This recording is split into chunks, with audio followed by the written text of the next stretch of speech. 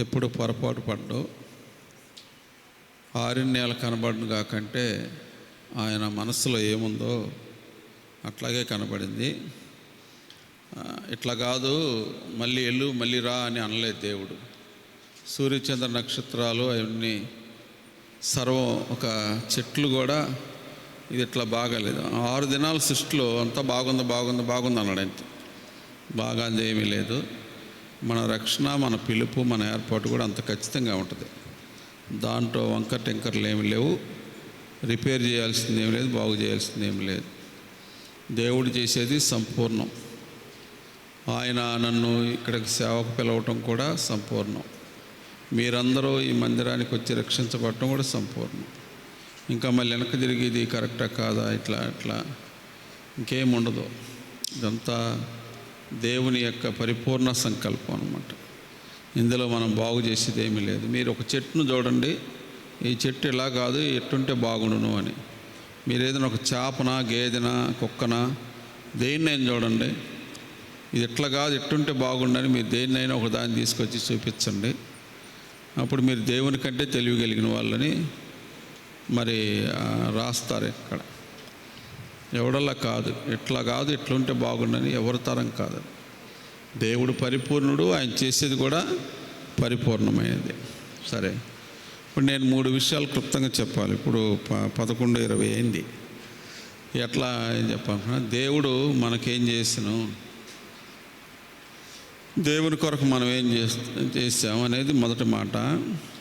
ఆ తర్వాత సంఘం నాకేం చేసింది, సంఘం కొరకు నేనేం చేశాను. 3వ మాట, సేవకుడు నాకేం చేశాడు, సేవకుని కొరకు నేనేం చేశాను అనేది. కానీ ఇటు నుంచి చెప్పుకెళ్తాను, బాగుంటుంది. అటు నుంచి చెప్పుకొచ్చి దేవునితో ముగిస్తే బాగుంటుంది అన్నమాట. ఓకేనా? సరే, ఇప్పుడు కొరింథీయులకు రాసిన మొదటి పత్రికలోకి రండి. కొరింథీయులకు రాసిన మొదటి పత్రిక 4వ అధ్యాయం 15వ వచనం. సేవకుడు నాకేం చేశాడు, నేనేం చేశాను అనే మాట. ఎందుకు ఈ వాక్యాన్ని తీసుకున్నానో మీకు మొత్తం అర్థమైపోద్ది చెప్పేటప్పుడు. 4వ అధ్యాయం 15వ వచనం చదవండి, మౌత్ తీసుకొని. 4వ అధ్యాయం 15వ వచనం. కొరింథీ మొదటి పత్రిక 4:15. క్రీస్తునందు మీకు ఉపదేశకులు 10,000 మంది యున్నను తండ్రులు అనేకులు లేరు. క్రీస్తు యేసునందు సువార్త ద్వారా నేను మిమ్మును కంటిని గనుక మీరు నన్ను పోలి నడుచుకుని వారై ఉండవలెనని మిమ్మును బతిమాలు కొనుచున్నాను. చాలే. కాబట్టి సేవకుడు నాకేం చేశాడు అనే మాట వచ్చినప్పుడు, క్రీస్తు యేసునందు సువార్త ద్వారా నేను మిమ్మును కంటిని అన్నాడు. కాబట్టి నేనేదో ఒక చర్చి కట్టి ఒక మైకులు పెట్టి అడ్వర్టైజ్మెంట్లు పెట్టి రండి అంటే వచ్చిన వాళ్ళు కాదు. ఎంతో ఉపవాస ప్రార్థనలోనూ మోకాళ్ళ మీద ఉండి సువార్త ప్రకటించి నాతో ఉన్న 10 మందినో 4గురినో తీసుకొని ఎన్నో పాటలు, ఎన్నో ప్రార్థనలు, ఎన్నో శ్రమల ద్వారా ఈ ఆయన సువార్త, ఆయన వాక్యం ద్వారా కన్నబిడ్డలు అన్నమాట. ఏదో ఒక ఏదో మంచి ఏర్పాట్లు చేస్తే ఏసీ పెడితే వచ్చిన వాళ్ళు కాదు. చిన్న పాకాలో పెట్టి, పూరి పాకాలో పెట్టి, అలాగ ప్రార్థనలో మూలుగులతో మోకాళ్ళ మీద కన్నవారే కానీ నేను కుర్చీలో కూర్చొని ఇట్లా చేసి ఏర్పాటు చేయబడిన పరిచర్య కాదు. ఇది గుర్తుపెట్టుకోండి. ఒకటి. 2వ మాట, సేవకుడు నాకేం చేశాడు అనే మాట వచ్చినప్పుడు 2వ మాట చెప్తాను చూడండి. సమూయేలు మొదటి గ్రంథం 12వ అధ్యాయం 22వ వచనం. సమూయేలు మొదటి గ్రంథం 12:22వ వచనం. యెహోవా మిమ్మును తనకు జనముగా చేసుకొనుటకు ఇష్టం కలిగి ఉన్నాడు. తన ఘనమైన నామము నిమిత్తము తన జనులను ఆయన విడనాడడు. చదువు ఇంకా. నా మట్టుకు నేను మీ నిమిత్తము ప్రార్థన చేయుట మానుట వలన యెహోవాకు విరోధముగా పాపము చేసిన వాడనగుదను. నేనేం చేస్తాను? అక్కడ సేవకుడు సమూయేలు అంటున్నాడు, మీ నిమిత్తము ప్రార్థన చేయటం మానుట వలన నేను పాపం చేసిన వాడిని అవుతాను. కాబట్టి సేవకుడు నాకేం చేశాడు అంటే ప్రార్థన చేయట మానక ఉంటా. తర్వాత కిందకు వస్తాను, చదువు. తర్వాత అది నాకు దూరమగును గాక, కానీ శ్రేష్టమైన చక్కని మార్గమును మీకు బోధింతును. ఆయన మీ కొరకు శ్రేష్టమైన చక్కటి మార్గమును మీకు బోధింతును. అది ఆయన మీ కొరకు ఎన్ని గొప్ప కార్యములను చాలు. శ్రేష్టమైన ప్రార్థన చేయటం మానను, శ్రేష్టమైన చక్కటి మార్గమును నేను మీకు బోధిస్తాను అన్నమాట. ఇందులో నేను ఒక మాట అడుగుతాను, చెప్పండి. ఏంటంటే అది ఇప్పుడు ఇందాక కూడా కిరణ్ చెప్పాడు, అబద్ధం ఆత్మ బాగా పనిచేస్తున్న రోజులు ఇవి. అబద్ధపు ఆత్మ, ఎందుకంటే దేవుడే అబద్ధ ఆత్మను పంపించాడు. దేవుడే పంపించాడు, ఆయన పరిశుద్ధాత్మను పంపించాడు. ఆ పరిశుద్ధాత్మను నిరాకరించిన వారందరికీ, ఆయన రక్తాన్ని కాలుతో తక్కువని వెళ్ళిపోయే వాళ్ళందరికీ దేవుడు దురాత్మను అనే మాట ఉంటుంది. తర్వాత అబద్ధమాడే ఆత్మ, మోసపుచ్చే ఆత్మ.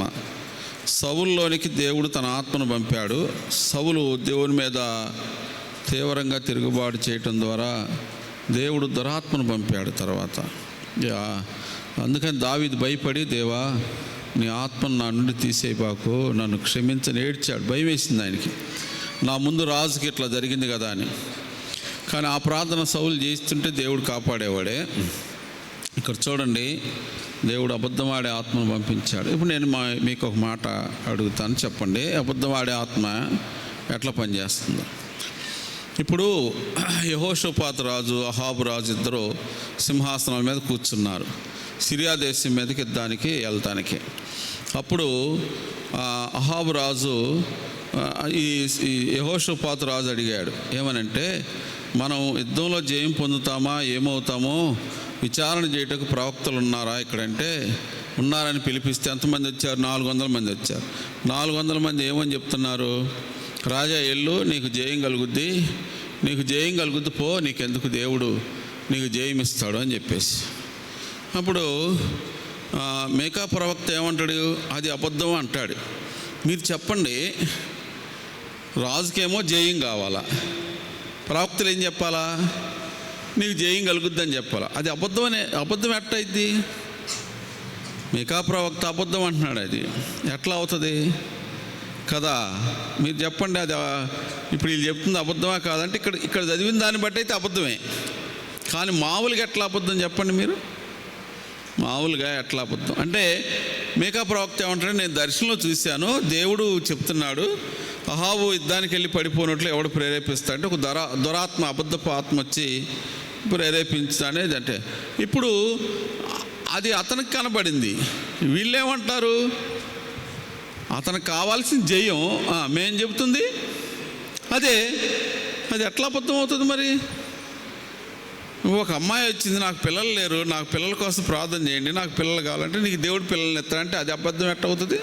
కావాల్సిన బిడ్డ, అట్లాగే నాకు పెళ్ళి కావాలా, నీకు పెళ్ళి అవుతుంది, దేవుడు ఒక మంచి శ్రేష్టమైన వ్యక్తిని ఇస్తున్నాడు అని చెప్తాడు. అది అబద్ధం ఏమిటో? నీకు కావాల్సిన పెళ్ళి కదా. అట్లాగే నాకు ఉద్యోగం కావాలి, లేకపోతే నాకు సీటు కావాలి, నాకు ఫలాంది కావాలి, నాకు ఆరోగ్యం కావాలా, నాకు అవి కావాలి, ఇవి కావాలంటే నీకు దేవుడు ఇస్తాడని. అది అబద్ధం ఎట్ట అవుతుంది? వాడు కావాల్సింది చెప్పండి, ఆరోగ్యం కావాల్సింది, పెళ్ళి, లేదా ఏదైనా కావాలి, నాకు కారు కావాలంటే దేవుడు నీకు కారు ఇస్తాడు. అది అబద్ధం ఎట్ట అవుతుంది కదా? కాబట్టి అహాబు రాజుకి జయం కావాలా, నీకు జయం కలుగుద్దని వీళ్ళు చెప్తున్నారు. మీకా ప్రవక్త ఏమంటాడు? అది అబద్ధం అంటాడు. అబద్ధం అని నువ్వు ఎడ చెప్తావని వీళ్ళు అంటారు. నాకు దేవుడు చూపించాడు అంటాడు. దేవుడు నీకు చూపిస్తే మాకెట తెలుస్తుంది అనేది మీరు చెప్పండి. ఇప్పుడు అబద్ధమా? అహాబు రాజుతో ఆ ప్రవక్తలు చెప్తుంది అబద్ధమా నిజమా? నేనేం తెగమకం చేశానా? అక్కడ ఉన్నది చెప్పండి, పర్లేదు. మీకా ప్రవక్త వాళ్ళు చెప్పేది అబద్ధం అన్నాడా సత్యం అన్నాడా? అబద్ధమనే అన్నాడు కదా, నిజంగా అబద్ధమే మామూలుగా అయితే ఈ అహాబురాజు యుద్ధానికి వెళ్తేప్పుడు 400 మందికేమో బహుమతులు ఇచ్చి పంపించమన్నాడు, ఈయనేమో జైలు వేయమన్నాడు. అప్పుడే ఆ ప్రవక్త ఏమన్నాడంటే, నేను ఈ 4 రోజులే ఉండే జైల్లో, ఎటు మీ రాజు పోతాడు, వాళ్ళు వస్తారు, ఎవరు సిరియా సైన్యం వచ్చింది, అప్పుడు శాశ్వతంగా మిమ్మల్ని లోపలేసేస్తారు. అదే అనమాట, శాశ్వతంగా మిమ్మల్ని లోపల. కాబట్టి ఇక్కడ ఈ గజిబిజి ఏమి లేదు, ప్రజలు ఏం కావాలా అదే చెప్తున్నారు. కానీ వాక్యం ఏం చెప్తుందంటే అది అబద్ధం అంటది అనమాట. ప్రజలకు ఏం కావాలో వాళ్ళు అదే చెప్తున్నారు. ప్రజలకు ఏం కావాలి? భార్య భర్తలు ఇద్దరు విడిపోయారు. వాడు వచ్చి కన్నీళ్ళు పెట్టుకున్నాడు, నా భార్య నా పిల్లల్ని తీసుకుని వెళ్ళిపోయింది, వచ్చి మేము కలిసి ఉండేటట్టు చేయమని అడుగుతున్నాడు. దేవుడు నీకు తప్పకుండా అలాగే చేస్తాడని ఆ ప్రవక్త చెప్తున్నాడు. లేకపోతే ఆ సేవకుడు చెప్తున్నాడు. అది అబద్ధం ఎట్లా అవుతుంది? మళ్ళీ వాక్యం ఏమంటది తెలిసిన, అది అబద్ధం అంటది. నన్ను కోర్టు కేసు అయింది, ఆ కేసులో నేను జయం పొందట్లు చేయండి అంటే, దేవుడు నీకు జయం ఇస్తాడు, కోర్టులో నీకు జయం కలుగుద్ది, దేవుడు సహాయం చేస్తాడు అని వాళ్ళు అంటున్నాను. అది సత్యమని. కానీ బైబిల్ ఏం చెప్తుంది? అబద్ధం అంటది అనమాట. ఇంకొకటి అడుగుతాను, మీకు చెప్పండి, నేను సరి అయిన మార్గాన్ని మీకు బోధిస్తాను లేదో మీకు అర్థమవుతుంది, ఇది చెప్పండి.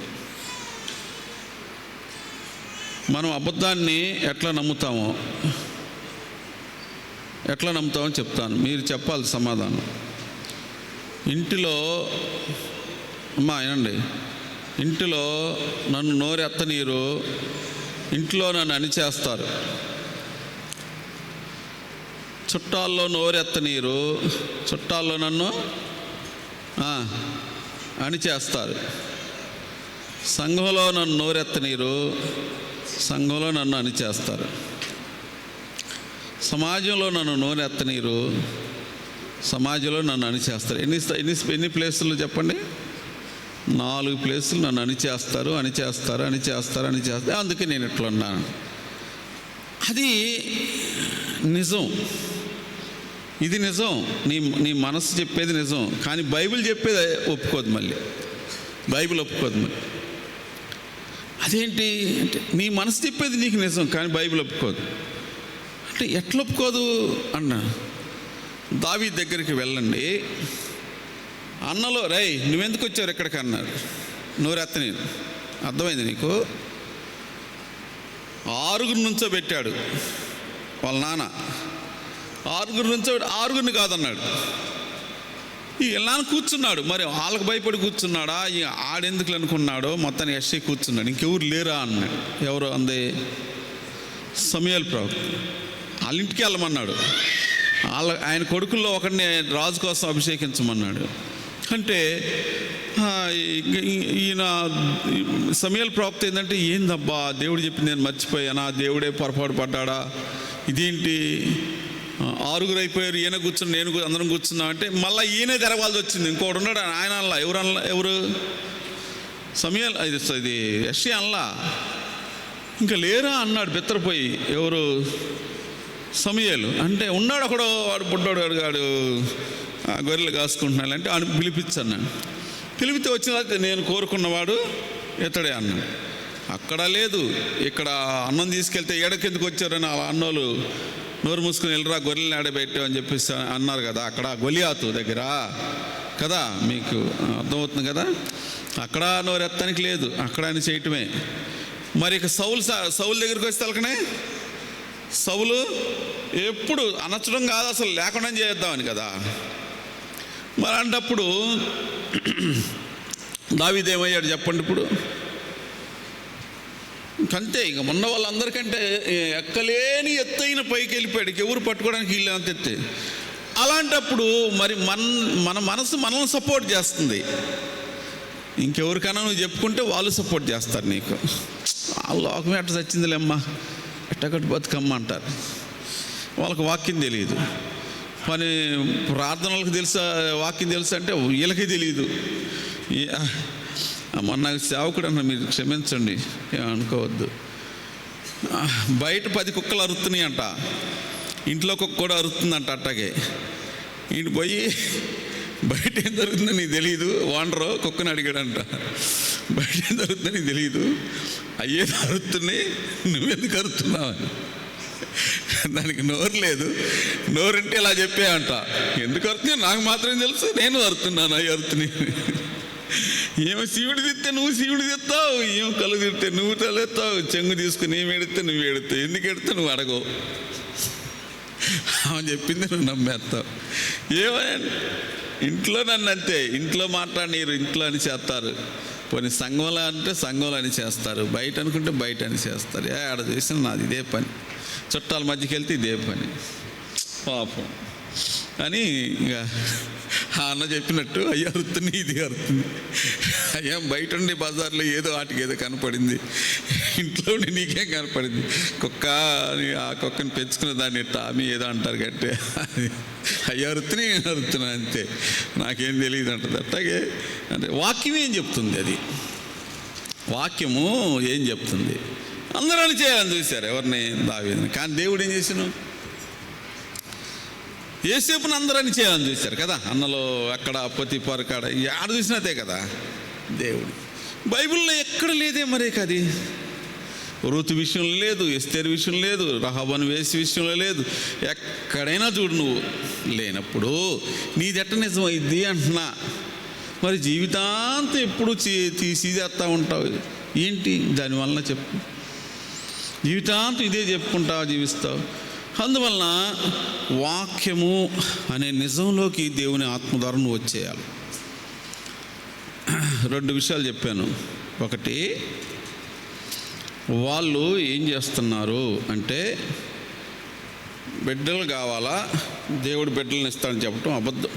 మరి సేవకుడా నువ్వు ఎట్లా చెప్తావు వాళ్ళు అబద్ధం చెప్తున్నారని అంటే, మేకాని అడుగుదాం. మేకా ప్రవక్త, ఆయనకేమో జయం కావాలా, ఎవరి మీద, సిరియా దేశం మీద. వీళ్ళేమో నీకు జయం కలుగుతుంది అంటున్నారు, ఇది ఎట్లా అబద్ధం అయిద్ది. అప్పుడు మేకా ప్రవక్త చెప్తాడు మనకేమనంటే, అయ్యా ఈ అహాబు రాజు దేవునికి విరోధంగా ఎల్లప్పుడూ పాపం చేస్తాడు, దేవుని కోపమేమో మండుతుంది, ఇతడు పశ్చాత్తాపడడు, తన పాపాలు ఎట్టి ఒప్పుకోడు, తను అదే చీకట్లో అదే పాపంలో అదే అక్రమంగా బ్రతుకుతూ తాను జయం పొందాలని చూస్తాం. అది అవ్వదు. మళ్ళీ ఇక్కడ అడుగుదాం ఏమంటే, ఆమె నాకు బిడ్డలు కావాలి అని వచ్చింది. ఆమె అడుగుతుంది, దేవుడు నీకు బిడ్డలను ఇస్తా అని చెప్పడం. ఇక్కడ ఒకటి గమనించాలి మనం. సోదరి, నువ్వు తిరిగి జన్మించావా, నువ్వు మారు మనసు పొందావా, నువ్వు రక్షించబడ్డావా, ప్రభు జీవగ్రంథంలో నీ పేరు రాయబడిందా, నువ్వు ప్రభుని ఎరిగి ఉన్నావా, అదేం నాకు తెలియదు. దాని అవసరత నీకు తెలియనప్పుడు దీని అవసరత నీకు అర్థమవుతుంది. బిడ్డ అనే అవసరత నీకు అర్థం. ఇల్లు అవసరం, వాహనం అవసరం, ఉద్యోగం అవసరం, ఈ అవసరాలు జరుగుతున్నాయి. కానీ నువ్వు ఈ క్షణం చనిపోతే నరకానికి వెళ్తున్నావని ఎందుకు రావట్లేదు నీకు? నువ్వు ఒక చీకట్లో జీవించి దేవుని నుండి సర్వం పొందాలనుకుంటున్నావు. నీ చావు తర్వాత నీవు నీ కుటుంబం మొత్తం నరకానికి వెళ్ళిపోద్ది. అది సమూయేలు అంటాడు, నేను మీకు చక్కటి మార్గాన్ని బోధిస్తాను. ఈ కరువు అంతటితో దీన్ని ఆపేద్దాం. ఇక సేవకుడు నాకేం చేశాడని చాలా సిద్ధపడ్డాను, కానీ అది ఆపేద్దాను ఇక అంతటితో. ఇప్పుడు సంఘం నాకేం చేసింది అనే మాట అంటే, సంఘం నాకేం చేసింది అంటే నేను ఒక 2-3 రిఫరెన్స్లు చూపిస్తాను, సమయం వెళ్ళిపోతూ ఉంది కనుక. దేవుని వాక్యంలో అపోస్తల కార్యం 4:24 అపోస్తల కార్యం 4:24 4:24 వచ్చి, వారు విని ఏక మనస్సుతో దేవునికి ఇట్లు బిగ్గరగా మొరపెట్టిరి, నాదా నీవు. సంఘం ఏం చేసిందంటే అక్కడ చూడండి, ఇప్పుడు మన మత నాయకులు మన యొక్క అధికారులు, ప్రధానులు వీళ్ళందరూ మనల్ని చంపాలని చూస్తున్నారు, మనల్ని నాశనం చేయాలని చూస్తున్నారు అని అపోస్తులు సంఘానికి చెప్పారు. మనల్ని అందరినీ నాశనం చేయాలని చూస్తున్నారు అని సంఘానికి చెప్పారు. బెదిరిస్తున్నారు ఎవరో మత నాయకులు, అధికారులు, ప్రధానులు. అంటే ఆ మాటలు విని సంఘం అందరి కోసం ఏం చేసింది చెప్పండి? బిగ్గరగా ఇటు దేవునికి మొరపెట్టి వాళ్ళందరికీ జయం కలిగినట్లుగా చేసిన సంఘము అందరి కోసం ఎడతెక్క ప్రార్థన చేస్తే 12వ అధ్యాయం అపోస్తుల కార్యం 12వ అధ్యాయం అపోస్తుల కార్యములు 12:5 పేతురు చెరసాలలో ఉంచబడెను. సంఘమైతే అతని కొరకు అత్యాసక్తితో, సంఘం నాకేం చేసింది అంటే సంఘము అతని కొరకు అత్యాసక్తితో, చాలు సంఘము అత్యాసక్తితో, జైల్లో ఉన్నారా, హాస్పిటల్లో ఉన్నారా, ఆపదలో ఉన్నారా, కష్టాల్లో ఉన్నారా, శ్రమల్లో ఉన్నారా, సంఘం ఏం చేస్తే చెప్పండి? బిగ్గరగా ప్రార్థన చేస్తే. రెండో మాట అత్యాసక్తితో ప్రార్థన చేస్తూ వింటున్నారు కదా, అర్థమవుతుంది కదా రెండో మాట. తర్వాత రోమపత్రిక 15:25 రోమపత్రిక 15:25 అయితే ఇప్పుడు పరిశుద్ధుల కొరకు పరిచర్య చేయుచు యెరూషలేమునకు వెళ్ళుచున్నాను. ఏలయనగా యెరూషలేములో ఉన్న పరిశుద్ధులలో బీదలైన వారి నిమిత్తము మాసిదోనియా వారును అకయా వారును కొంత సొమ్ము చందా వేయ ఇష్టపడిరి. సంఘం ఇంకేం చేస్తుంది మన కోసం అంటే, సంఘం నాకేం చేసింది అంటే నీ కోసం బిగ్గరగా ప్రార్థన చేస్తే, అత్యాసక్తితో ప్రార్థన చేస్తే, తర్వాత నీవు ఆపదలో ఉంటే అందరూ కలిసి ఇక్కడ పేదలైన వారు, కష్టంలో ఉన్నవారు, బాధలో ఉన్నవారి కోసం వాళ్ళు కొంత డబ్బులు పోగు చేస్తున్నారంట. పోగు చేసి సహాయం చేస్తున్నారు, ప్రార్థన చేస్తున్నారు, ఆదుకుంటున్నారు, సహాయం చేస్తున్నారు అనే మాట మనం చూస్తాం అన్నమాట. ఇంకా కొన్ని ఈ మాటలు కొన్ని చూపిస్తాను. సహాయం చేస్తారు, వాళ్ళు ఆదుకుంటారు. గలతీయులకు రాసిన పత్రికలో 6:10 కాబట్టి మనకు సమయము దొరికిన కొలది అందరి ఎడలను, విశేషముగా విశ్వాస గృహమునకు చేరిన వారి ఎడలను మేలు చేయుదము. మేలు చేస్తారు. సంఘం ఏం చేస్తుంది అంటే, సంఘం నాకేం చేస్తే మేలు చేస్తారు. విశ్వాస గృహం అంటే సంఘం, సంఘంలో ఉన్న వారికి మేలు చేస్తారు. ఒక మాట చెప్తాను, గుర్తుపెట్టుకోండి. దేవుడు నీకు ఉద్యోగాలు ఇచ్చాడా, వ్యాపారం ఇచ్చాడా, ఆస్తులు అంతస్తులు ఇచ్చాడా, దేవుడు నీకు అన్నీ అనుగ్రహించాడా? దేవునికి స్తోత్రం. కానీ రేపు సింహాసనం దగ్గర నీకు కఠినమైన తీర్పు ఉంటుంది, గుర్తుపెట్టుకోండి. దేవుడు మనకి ఇచ్చాడంటే సంఘాల్లో పేదవాళ్ళు ఉన్నారు, వాళ్ళకి సహాయం చేయాలి. అందుకోసం దేవుడు నిన్ను ఆశీర్వదించాడు. ధర్మశాస్త్రంలో ఏమని చెప్తాడంటే దేవుడు ఇశ్రాయేలులారా, మీ చుట్టూ పేదవాళ్ళని పెట్టి మిమ్మల్ని ఆశీర్వదిస్తాను, వాళ్ళ ద్వారా మిమ్మల్ని పరీక్షిస్తాను. ఈ మాట గుర్తుపెట్టుకోండి, వాళ్ళ ద్వారా నేను మిమ్మలను పరీక్షిస్తాను. ఈ మాటలు వింటున్నప్పుడు సాతాను దెయ్యం ఇట్లా పెట్టుకొని ఇట్లా ఆడెందుకుంటాడు ఏడంటే, మా పిల్లి లోపలికి వస్తుంది చూసారు అప్పుడప్పుడు నైట్ కోడికలకి, మీరు దాన్ని తోలండి, అదేమంటుందంటే మా వాళ్ళు లోపల ఉండారు అంటుంది. అమ్మగా వాళ్ళు కుక్క ఉంటుంది, మీరు చూసారు ఉందా అమ్మగాయడ? ఇదివరకు రూతుమ్మ వాళ్ళు కుక్క వచ్చేది, మీరు తోలితే రూతుమ్మ ఉందని వస్తా, రూతుమ్మ బయటికి వెళ్తే వెళ్తుంది అనమాట. అర్థమైంది కథ మీకు? కాబట్టి దెయ్యం లోపలికి ఎందుకు వస్తుంది అంటే, అప్పుడు మనం అడిగితే చెప్తామంట, మా వాళ్ళు ఉన్నారు, మా పిల్లి, దానికి భాష అర్థం కాదు మనకి. అలాగే రూతుమ్మ వాళ్ళ కుక్క ఇప్పుడు లేదులే పాపం, అది బొచ్చు కుక్క మీరు చూసారు లేదు, వస్తే వచ్చేది అనమాట. అట్లా అనమాట. కానీ కొన్ని మాటలని అంగీకరించడం చాలా కష్టంగా ఉంటుంది. ఇది మాత్రం నీకు నాకు మనందరికి నిజం. పేదవాళ్ళని దేవుడు పెట్టినప్పుడు వాళ్ళ ద్వారా దేవుడు మనల్ని పరీక్షిస్తాడంట. ఇది ఒకటి గుర్తుపెట్టుకొని సంఘం మనకి మా సంఘం నీకు సహాయం చేస్తే, పరిచర్య కూడా చేస్తే. దశలో ఎబ్రీ పత్రిక 6:10 పరిశుద్ధులకు పరిచర్య చేయుట, పరిశుద్ధులకు ఉపచారము చేసి, ఉపచారం చాలు, ఉపచారం పరిచర్య. సంఘం నాకేం చేస్తాయి అంటే ఉపచారం చేస్తే, పరిచర్య చేస్తే. ఆ తర్వాత దశలోనికి 4:9 4:9 దశలోనికి రాసిన మొదటి పత్రిక 4:9. సహోదర ప్రేమను గూర్చి మీకు వ్రాయనక్కర్లేదు, మీరు ఒకరినొకడు ప్రేమించుటకు దేవుని చేతనే నేర్పబడితిరి. చాలే. సంఘం నీకేం చేస్తుంది? సంఘం నాకేం చేస్తుంది? నేను ఒక మాట అడుగుతాను. మీ అక్కాజీల కంటే, మీ అన్నదమ్ముల కంటే, మీ చుట్టాల కంటే సంఘం చాలా మేలు చేస్తుంది. ఇది సత్యం. నీవు దీన్ని కావాలంటే దేవుణ్ణి అడుగు, దేవా సంఘం నాకు నా పక్కన నిలబడుతుందా? సంఘం నాకు మేలు చేస్తా? మా అక్క చెల్లెళ్ళు, మా అన్నదమ్ములలో, మా చుట్టాలను ఎక్కువ మేలు చేస్తాను? దేవుణ్ణి అడుగు. అప్పుడు దేవుడు ఏం చేస్తాడంటే నిన్ను ఒక పెద్ద కార్నర్లో పెడతాడు. నీ ప్రార్థన నిజంగా యథార్థమైతే నిన్నేం చేస్తాడంటే ఒక దాంట్లో ఇరికిస్తాడు. అర్థమైందా? ఇప్పుడు పిల్లాడు ఈ దీంట్లో కిటికీలోకి ఇట్ట పెడతాడు చెయ్యి రా, వాడు ఏడుతుంటాడు. మనం ఆధారణ ఒక్కొక్కడు పంపించి వాడిని ఇట్ట పెట్టుకొని ఇట్ట అని మెల్లిగా లాగాలన్నమాట. ఇట్లా లాగితే అది వాడు వదలడు, వాడికి అర్థం కాదు. అట్ట వెళ్తాం అన్నమాట మనం. అప్పుడు అక్కాయ్, అమ్మ, నా చెల్లెలో మరుదులారా, అన్నలారా, అక్కలారా రండి లాగండి అంటే పోమ్మ అంటారు. ఎవరు రారు. అంటే ఒకవేళ ఇట్లాంటి ప్రార్థన చేయొద్దు, చేతి ఇరుక్కుపోతావు నువ్వు. దేవా వీళ్ళు నిజమా అని నువ్వు నిజంగా దేవుడిని అడిగావు అనుకో, నిన్ను పెడతాడు అక్కడ లోపల, కిటికీలు ఇరికిస్తాడు. వీళ్ళు ఎవరు రారు. అర్థమైంది నీకు? వద్దు, ఇబ్బంది పడతావు అంటే. ఇబ్బంది ఎందుకన్నా మీరు వీళ్ళు వస్తారంటే లేట్ అయింది. ముందు వాళ్ళని చూస్తావు కదా మరి.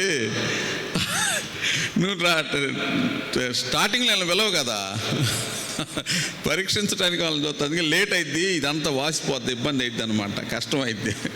అందుకని వాక్యం చెబుతుంది నేను, ఇది సత్యం, ఇది వాస్తవం. అది ఎక్కడ దాకెందుకు? అమ్మాయి నా దగ్గర డబ్బులు ఉండే, ఏమన్నా కావాలని ఫోన్ చేయి, లేకపోతే మీ అక్కాయికి ఫోన్ చేయి, డబ్బులు కావాలని ఫోన్ చేయి, ఎవరిని తేలిపోద్ది. పై దాంట్లో ఇరికిచ్చి మళ్ళీ చెయ్యంత వాయటం ఎందుకు? సింపుల్గా అర్థమవుతుంది అనమాట. డబ్బులు ఏమైనా ఉండయా కావాలను, మేము ఇక్కడ లేవు, హైదరాబాద్ ప్రస్తుతం 12 వెళ్ళామంటారు అనమాట. కానీ ఆ సంఘము నీకు పరిచర్య చేస్తుంది. వాళ్ళందరి ప్రేమ కంటే సంఘం యొక్క ప్రేమే గొప్పది. సరే, ఈ 2 చూద్దాం. నేను అక్కడ చెప్పాను ఒకటే, సత్యమును గూర్చి చెప్పుట, ప్రార్థన చేయటం, ఒక సేవకు 3 చెప్పాను. ఒకటి కనటం, ఆత్మలను కనటం. సేవకుడు నాకేం చేశాడంటే నేను కన్నాను, నీ కొరకు ఎడతెక్క ప్రార్థన చేస్తాను, నీకు సరి అయిన పరలోకం వెళ్ళే దారి బోధిస్తాను. 3 చెప్పాను కదా. సరే, నాకేం చేశారు మీరని నేను అడగనులే, నీకంతటి నువ్వే పరీక్ష చేసుకో. అంటే సంఘం నాకేం చేసింది అనే మాట కాడ కొద్దిగా ఆగుతాం. ఇందులో చెప్పాను నేను, సంఘం నీకేం చేస్తో చెప్పాను. అర్థమైందా? మళ్ళీ మొదలు పెట్టాలా? అది అర్థమైనా అర్థం కాకపోయినా, అర్థమైనైతే దాన్ని ముందుకెళ్ళిపోవచ్చు కదా.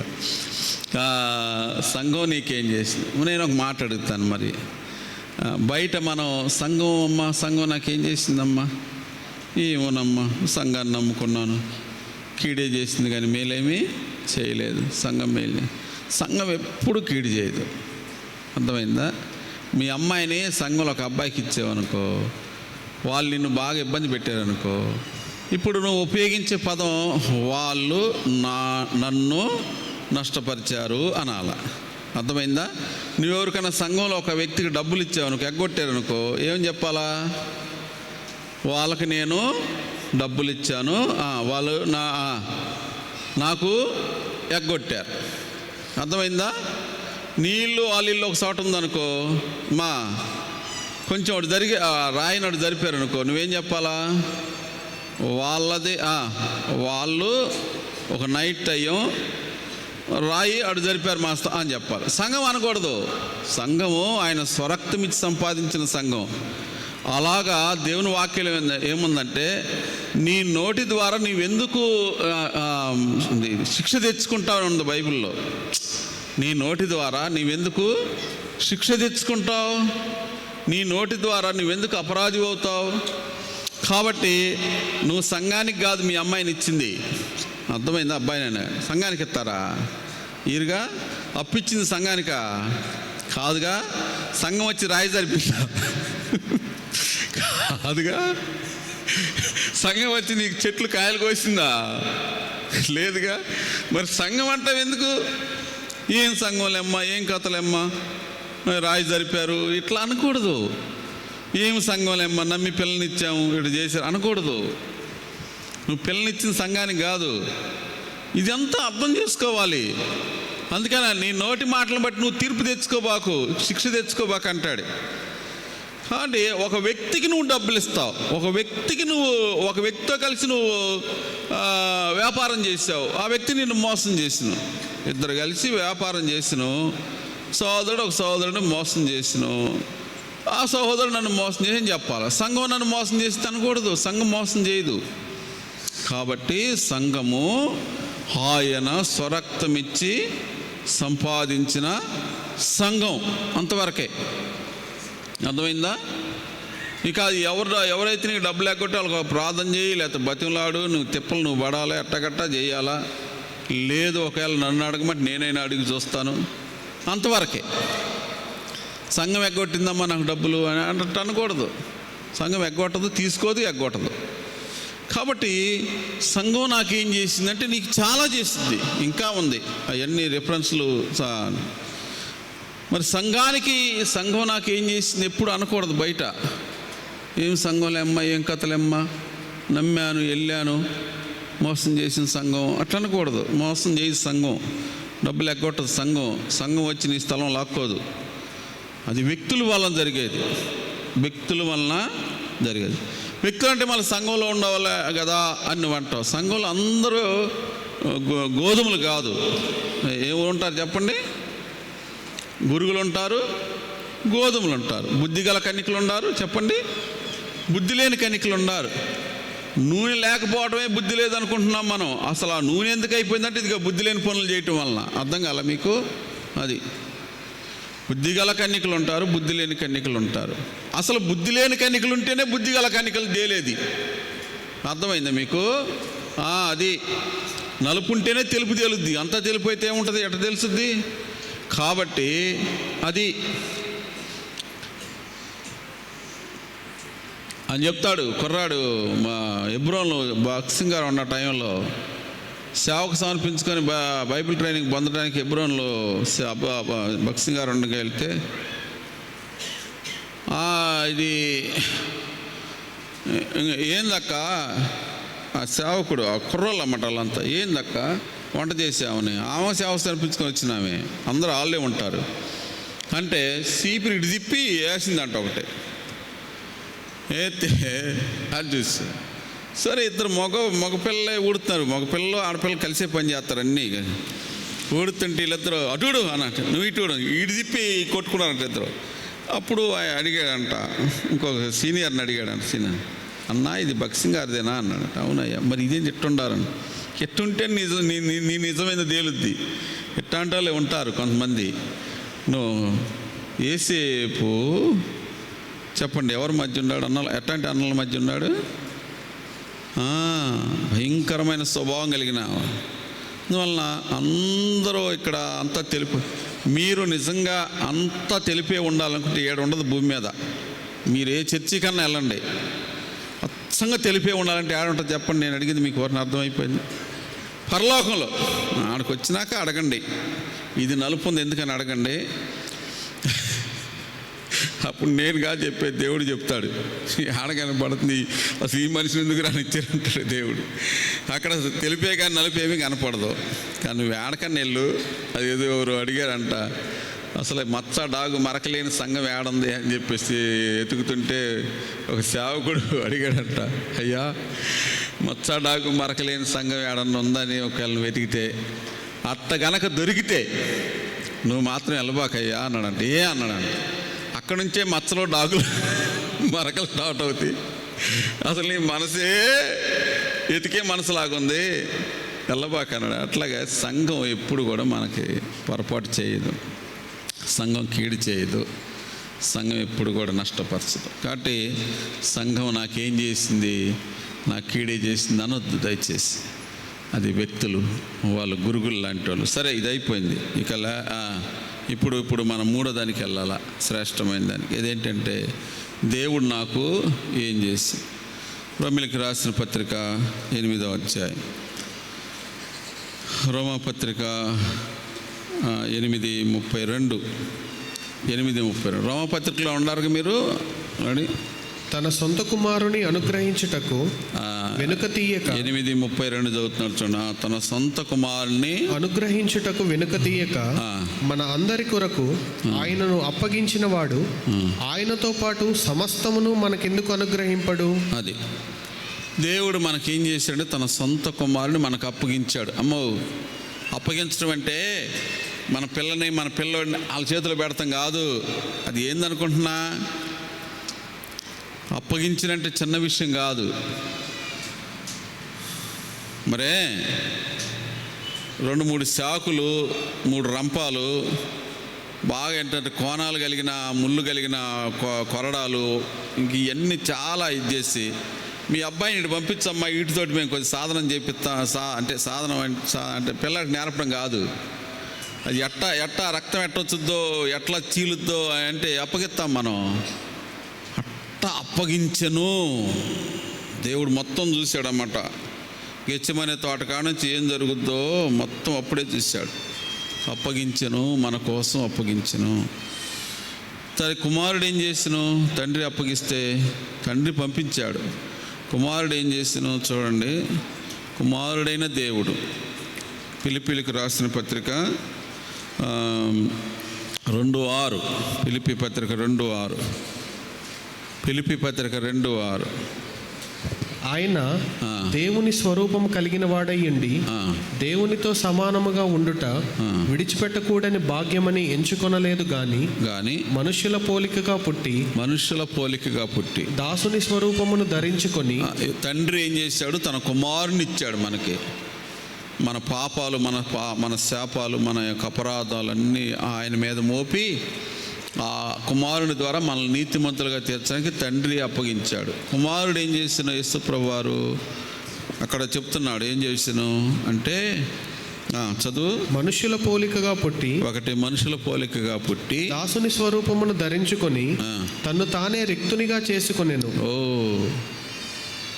మనుషుల పోలికగా పుట్టి దాసుని స్వరూపం ధరించుకొని తను తానేం చేశాడంటే చెప్పండి,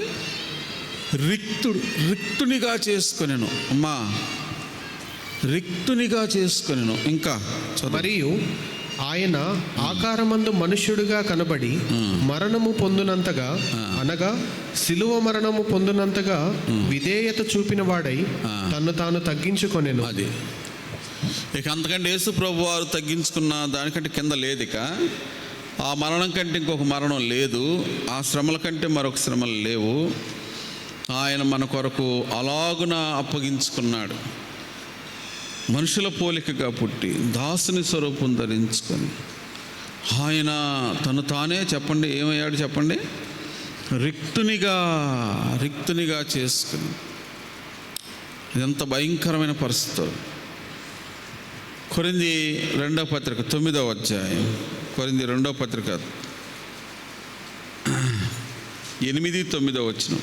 మరియు అన్నిటి యందు ఎల్లప్పుడూ మీలో మీరు సర్వ సమృద్ధి గలవారై. కొరింథీ 2వ పత్రిక, క్షమించండి నేను పొరపాటు చెప్పాను. 2వ పత్రిక 8-9, 2వ పత్రిక 8-9. మీరు మన ప్రభువైన యేసుక్రీస్తు కృపను ఎరుగుదురు కదా. ఆయన ధనవంతుడై ఉండి మీరు తన దారిద్ర్యము వలన, మీరు యేసు ప్రభు యొక్క దారిద్ర్యం వలన ధనవంతులు కావాలని మీ నిమిత్తము దరిద్రుడాయను. యేసు ప్రభు నాకేం చేశాడు అంటే, మనుషుడిగా వచ్చాడు, దాసునిగా వచ్చాడు, ఇంకా కిందకి వెళ్తున్నాడు, రిక్తుడయ్యాడు, ఇంకా కిందకి వెళ్తున్నాడు, శిలువ మరణం పొందినంతగా విధేయత చూపించాడు. నాకు అనిపిస్తుంది ఒకసారి, ఏనండి, ఎగిరొక్క తన్నుదన్నాడు ఒకడు, నువ్వు అది ఆపమ్మా,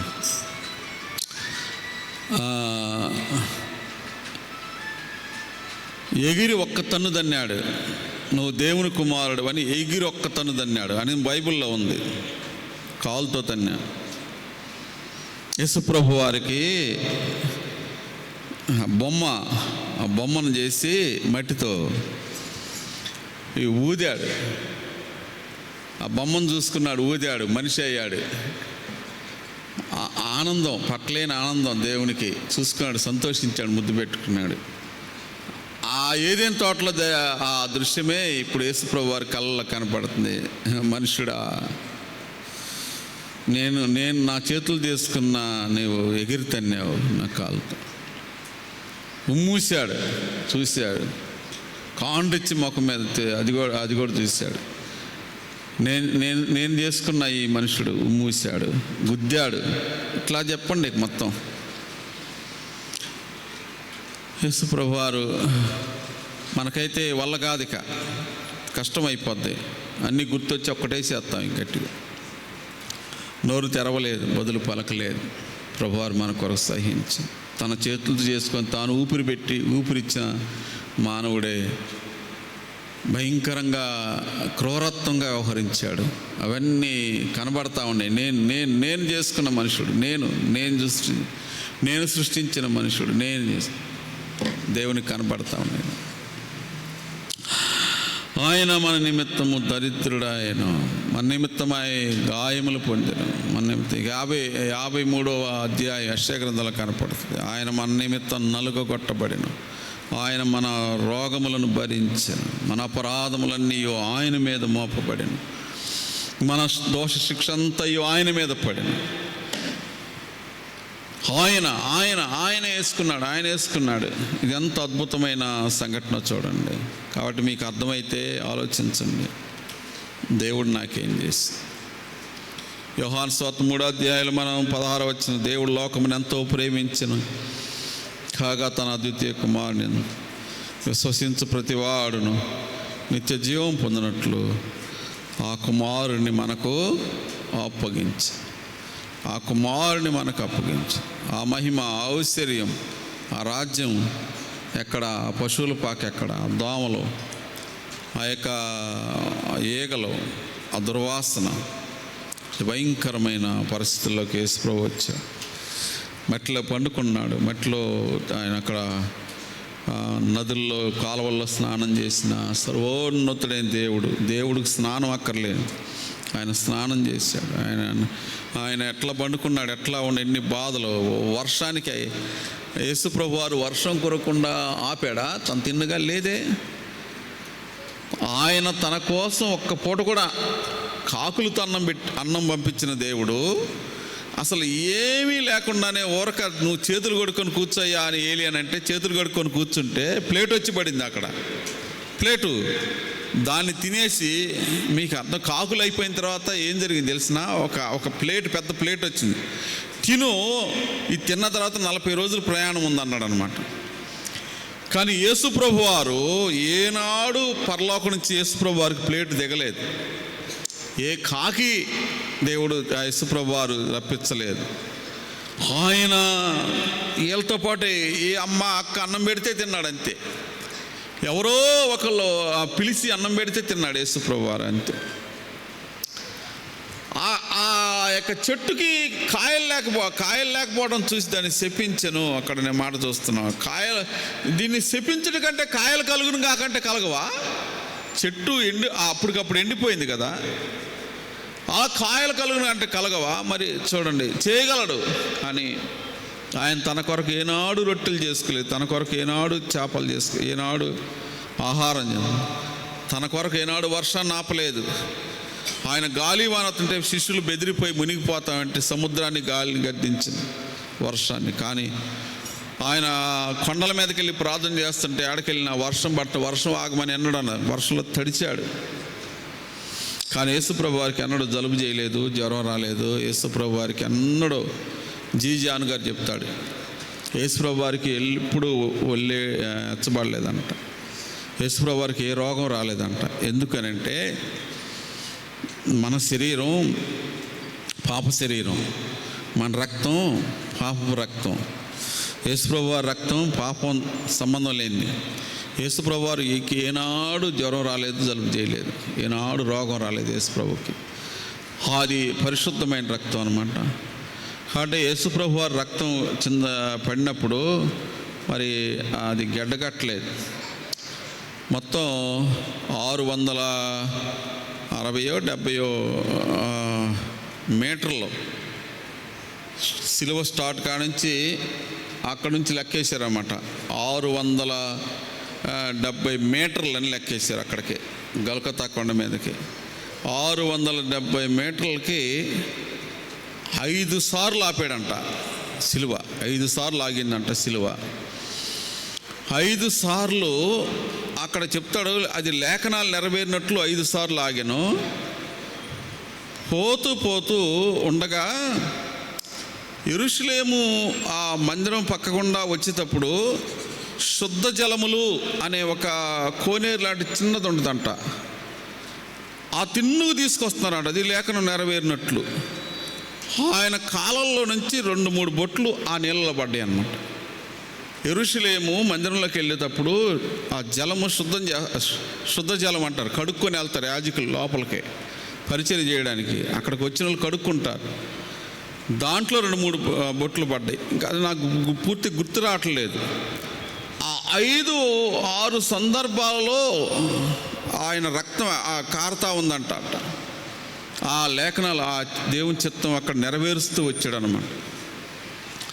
యేసుప్రభు వారు మన కొరకు అది ఇప్పుడు అందుబాటులోకి వచ్చినాయి ఇవన్నీ, యూట్యూబ్లో అవన్నీ వాళ్ళు మొత్తాన్ని పట్టుకున్నారు. అవన్నీ కూడా దాన్ని ఏం కాదనడానికి వీలు కాదు. మీరు కూడా వినండి, మీరు కూడా అది చూడండి.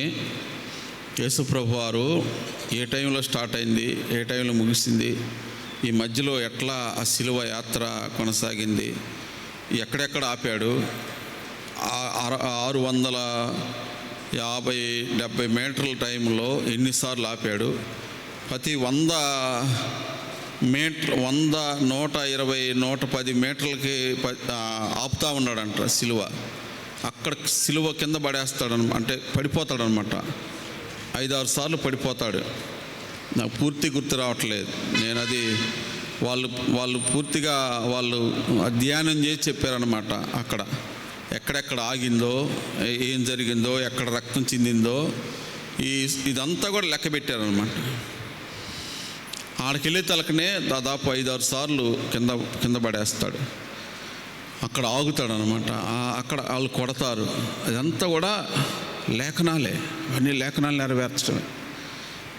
దేవుడు నీ కొరకు నా కొరకు ఏం చేశాడు అనే మాట. అసలు ఇంత జరిగినా కూడా మనం ఇంకా దేవుడు ఏందండి అన్న మూలుగుతామా? అసలు ఇదంతా అసలు ఏమీ తెలియని ఒక్క సందర్భానికే యోబు అంటాడు, దేవుడు అంత సుఖమిచ్చినప్పుడు అనుభవించామే, కష్టం అనుభవించతగదా అంటాడు. ఏది కేవలం ఆస్తి వచ్చింది, ఆస్తి పోయింది. కానీ ఇదట్ట కాదు. దేవుని కుమారుడు మన కొరకు చేసిన కార్యం, దేవుడు మన కొరకు ఎంత చేసినే, ఇంత గొప్ప రక్షణ, ఇంత పరలోక రాజ్యం ఇచ్చాడు, ఇంత దేవుడు మనకు. ఇంకా దేవుడు ఏం చేశాడు అనే అల్ప విశ్వాసం, దేవుడు నా కొరకు ఏం చేసిననే అల్పమైన విశ్వాసం ఎంత. నేను అసలు ముందు ఈ వాక్యానికి ముందు ఒక వాక్యాన్ని తీసుకున్నాను. అది ఎందుకు దేవుడు నా మనసులో అది ఎందుకు ఆగిపోయింది. అదేంటంటే, ఓ ఇశ్రాయేలు నీ భాగ్యం ఎంత గొప్పది, యెహోవా రక్షించి నేను పోలిన వాడేవాడని తీసుకుని దాంట్లో 2 అర్థాలకు వచ్చినాయి. అదంటే గొర్రెలు కాసుకునే దావీదును దేవుడు సింహాసనం మీదకి తీసుకొని వచ్చును, నీ భాగ్యం ఎంత గొప్పది అనే మాట.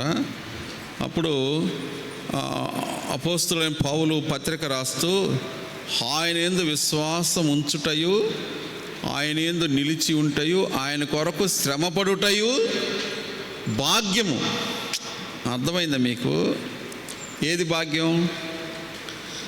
ఆయన కొరకు శ్రమపడటం భాగ్యం, ఆయన కొరకు చెరసాల్లోకి వెళ్ళటం భాగ్యం, ఆయన కొరకు దెబ్బలు తినటం భాగ్యం, ఆయన కొరకు అన్నీ. ఇది భాగ్యమే, పొందటం భాగ్యమే, కోల్పోవటం కూడా భాగ్యం. ఇంకా దేవుడు ఎందుకు ఇట్టి నడిపింపు ఆలోచన వచ్చింది. ఆలోచన వస్తే అంటే ఎవరో అది ఒక సేవకుడు అన్నాడు అనమాట. ఏమంటే వీళ్ళు మనుషులను చూసి వాక్యం చెప్తారు అని అంటే ఆయన అన్నాడు, ఆయన భలే నవ్వుతా అన్నాడు అనమాట. రోగి డాక్టర్ ముందుకు వచ్చింది, రోగి డాక్టర్ ముందుకు వచ్చింది, నాలుక తిరగమ్మా అన్నాడు, కళ్ళు చూశాడు, ఏమైందని అన్నీ అడిగాడు. ఇది నీ రోగం, నీ సమస్య అని చెప్పాను. నన్ను చూసి చెప్పకపోతే నీకు తెలియదా అని అడుగుతుంది. డాక్టర్కి రోగి యొక్క లక్షణాలు బట్టి, ఆ పరిస్థితులను బట్టి, మాటలను బట్టి తెలుస్తుంది. కాబట్టి సేవకుడు ముందు ఇంతమంది కూర్చుంటే సేవకుడికి ఈ దారిని పోయే వాళ్ళందరి గురించి వచ్చుద్దా చెప్పండి ఆలోచన? అది అంటే కాబట్టి మా వాడిని చూసి నా రోగ లక్షణాలు చెప్పండి అన్నట్టు రోగి పిల్లాడిని తీసుకెళ్ళి, డాక్టర్ గారు మా వాడిని చూసి నా రోగ లక్షణాలని చెప్పండి. అట్లాగా మంచి గొప్ప గొప్ప సేవకులు చెప్తారనమాట. దేవుడు అలాంటి నడిపింపు ఆలోచనిస్తాడు. అప్పుడే వాస్తవం అనేది మనకు అర్థమవుతుంది అంటాడు. కాబట్టి ఇక మాట చెప్పేసి ముగిస్తాను. నిజము, సత్యం ఎప్పుడు కూడా కష్టంగానూ ఇబ్బందిగా ఉంటుంది. ఈ మాట ఒకటి పట్టుకోండి, కష్టంగా ఉంటుంది. దాన్ని నిరాకరిస్తే జీవితం అంతా కష్టము, ఇబ్బందే. అంగీకరిస్తే జీవితాంతం 30దంతులుగా 60దంతులుగా 100అంతలుగా ఫలిస్తాం. హాయ్ జీవితం. జీవితంలో నిజము, సత్యం అనేది మనకి కష్టంగా ఇబ్బందిగా ఉంటే ఆ నిజం అనే దాన్ని పక్కన పెడితే జీవితాంతం కష్టం, ఇబ్బందే. అర్థమైందా? అర్థం కాలేదా? ఏమ్మా అర్థమైందా? అర్థం కాలేదా అంటున్నా. నిజము, సత్యాన్ని అంగీకరిస్తే జీవితాంతం నొప్పి ఉండదు, కష్టం ఉండదు.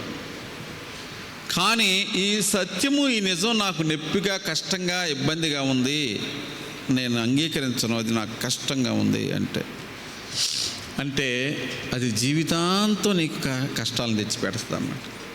అంగీకరిస్తే మనం ధన్యులం అవుతాం. సత్యం మిమ్మల్ని స్వతంత్రులుగా చేయను.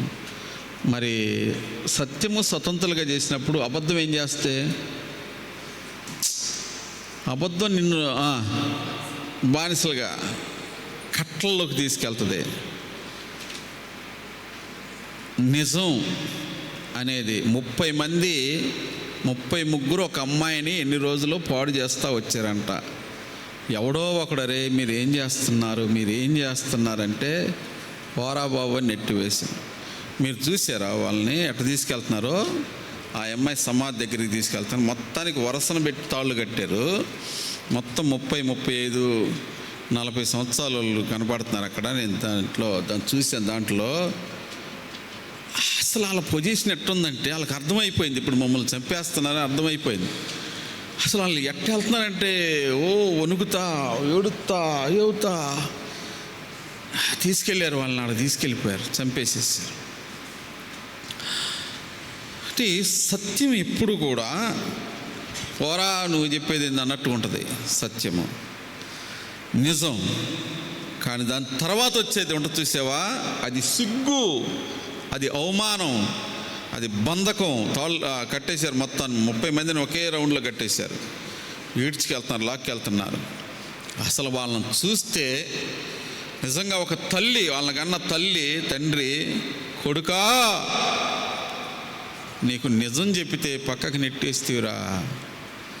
ఒకళ్ళ తల్లిదండ్రులు ఆడుండి వాళ్ళు అసలు నడక చూడండి, వాళ్ళది ఎట్టుంటో తెలిసిన భయంకరంగా నడవలేక నడుస్తారు. లాక్కెళ్ళిపోతున్నారు పోలీసులు, వాళ్ళని ఈడ్చుకెళ్తున్నారు. ఆ అమ్మాయి సమాధి దగ్గరికి తీసుకెళ్ళిపోయారు వాళ్ళు. లాక్కి మొత్తం చూస్తుంది, జనం చూస్తున్నారు, టీవీలో చూపిస్తున్నారు. నిజం చెప్పినప్పుడు కొడుక తోసివేస్తేవి, ఇప్పుడు అది నిన్ను బంధకాల్లోకి మరణానికి లాక్కెళ్తుందిరా అంటే వాళ్ళ అమ్మ నాన్న ఎదురుపడ్డప్పుడు, నిజం చెప్పినోడు ఎదురుపడ్డప్పుడు చూసి వాడు ఏడ్చి కానీ తప్పించుకోలేడు, మరణానికి వెళ్ళిపోవటం. ఎప్పుడు అదే జరుగుతుంది. వాస్తవం, నిజాన్ని, సత్యాన్ని మనం అంగీకరించగలిగితే వాక్యంలో అది మనల్ని స్వతంత్రులుగా చేస్తుంది. దేవునితో హానోకు నడిచినట్టుగా నడుస్తానికి కారణం. మోకరించండి, ప్రార్థన చేద్దాం.